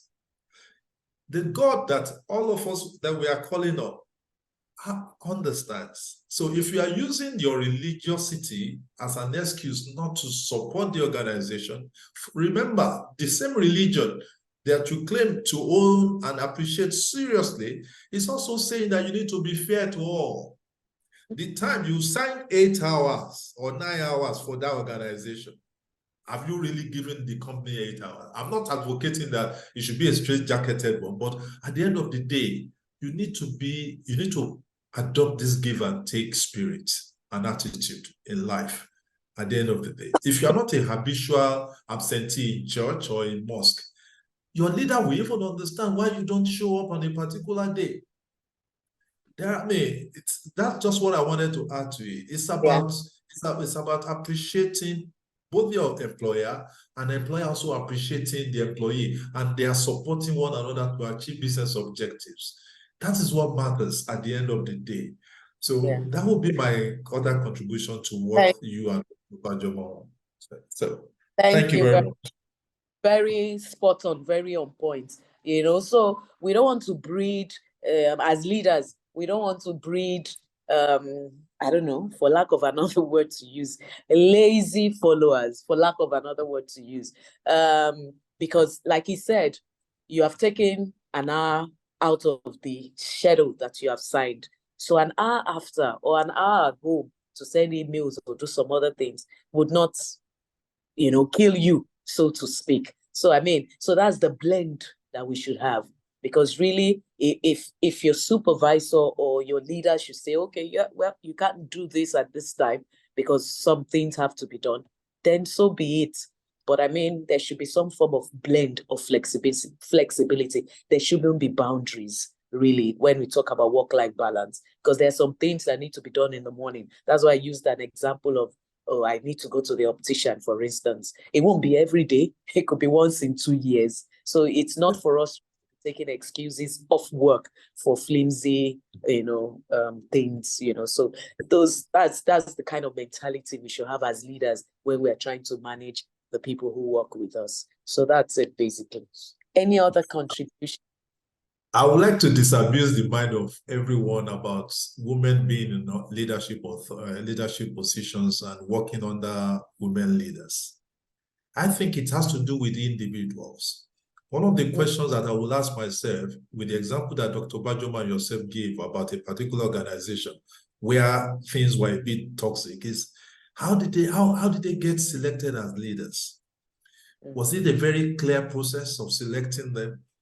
And was it a divide and rule system that eventually ended up having all of them in nothing? So what are their own individual core values? Because at the end of the day, it's not about whether I'm a man or I'm a woman. Am I delivering? Am I able to deliver? Am I working with a human being or with a machine? So that would be my own concept of, I can work. We should all go away with the fact that we can work under anybody, whether man or woman. It's immaterial. What matters is, does that person have emotional intelligence? Does he or she value my contribution? Am I being appreciated? Am I being rewarded accordingly based on my input to the business? So at the end of the day, whether it's a woman that is in charge or not should be immaterial in any organization. Thank you. Thank you, Mr. Defaras. It shouldn't be gender specific. Yeah, I agree with that as well, because irrespective, you will always meet, different people that have different backgrounds or character traits or thoughts generally, with respect to how they apply themselves at work. So it's not gender-based, but a lot of people always feel it's a woman-to-woman thing. But you will find that you have a boss as a female, you have female, and you have a male, supervisor or leader, and it's still pretty much the same thing. So, that's where emotional intelligence comes in. So it's not gender-based. I don't think so.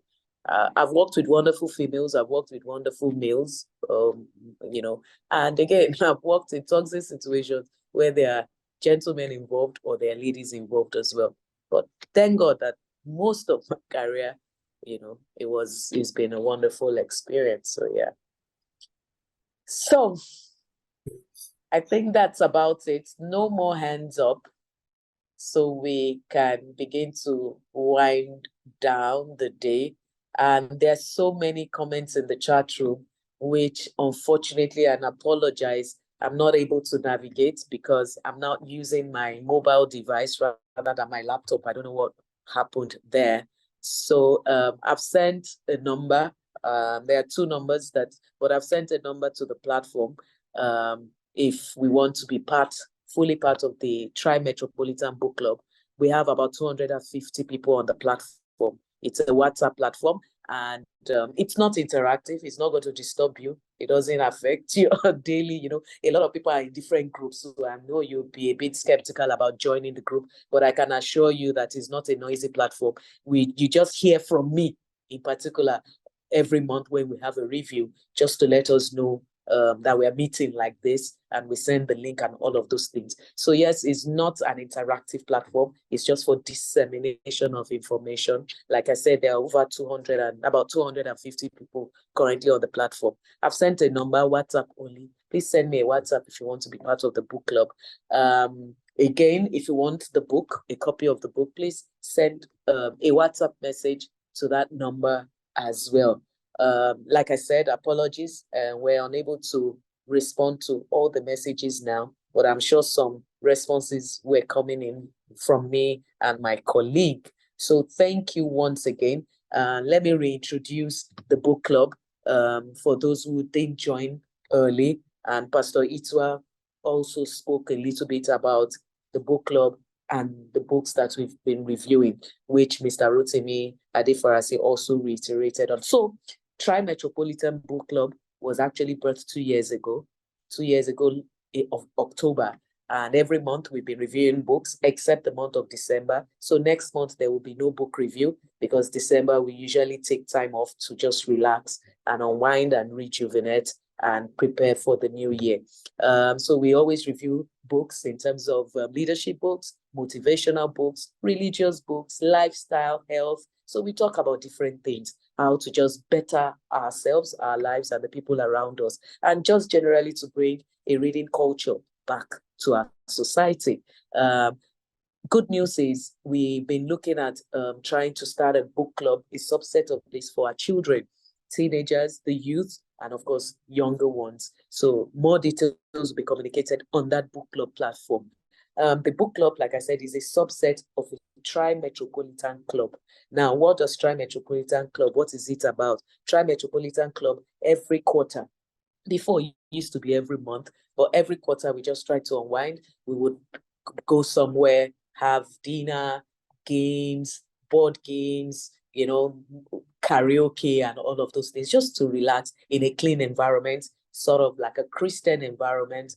So there's no smoking, no drinking and all of those things, but we get to meet different people and just socialize and just generally have fun. And this TRI-METROPOLITAN Book Club and this TRI-METROPOLITAN Club is an initiative of Trinity House. We heard Pastor Itwa speak earlier on. Pastor Itwa is a senior pastor of Trinity House. Trinity House is a non-denominational free-flow worship center, and our vision is changing lives, fulfilling destinies, and transforming nations. So we always hold our services as a church every Sunday at 9 a.m. Tomorrow is our communion service at 9 a.m. We start with Sunday school at 9 a.m. and at 9:30 the full service starts. We have midweek services on Wednesdays and congregational vigils every Friday, last Friday of the month. We have Lift Up the Gates every first day of the month at 7 a.m. That's via Zoom. But all other services are physical. And Trinity House is in Oniru, Water Corporation Drive, along Trinity Avenue, Zion Center, we call it. So yes, that's about it, so that you fully understand who we are or why we are here or why you're part of it. But the book club, again, is for everybody. It's for Christians, it's for non-Christians. It's a book club. It is not limited by any age or your gender or your religious beliefs or background or anything like that. So it's a book club. You can invite other people. Just send a message to that telephone number that I put on the platform. So, in rounding up, I'd like to say once again a big thank you to Pastor Itwa for creating this platform for us to discuss a lot of things that pertains to our lives and how we can share things, as a community. I'd also like to thank our guest who has come for a second time, Mr. Rotimi Adefarasi. He's my friend, he's my brother, and it's been fantastic. The comments in the chat room before I lost, before I got shut out and I came back, has been fantastic. It was a fantastic review. Like I said earlier, I almost thought that we wrote the book together. It shows that you digested it well. And like I said earlier, it made me glad because it shows that it was easy and everybody else will actually get a lot of information from it because it's indeed very insightful. And I want to thank everybody on the platform on behalf of Trinity House for taking time out to come this evening to for this book review. We thank you, we thank you, we thank you. We can't thank you enough. So have a lovely, lovely evening. Enjoy the rest of your weekend. Have a fantastic week ahead. And let me be the first. I know it's still a long time, but let me be the first to wish you a Merry Christmas, because we're not going to have any book review until the end of January. So we'll see you on the platform. And yes, have a fantastic evening. Thank you, everyone. We appreciate you. God bless you.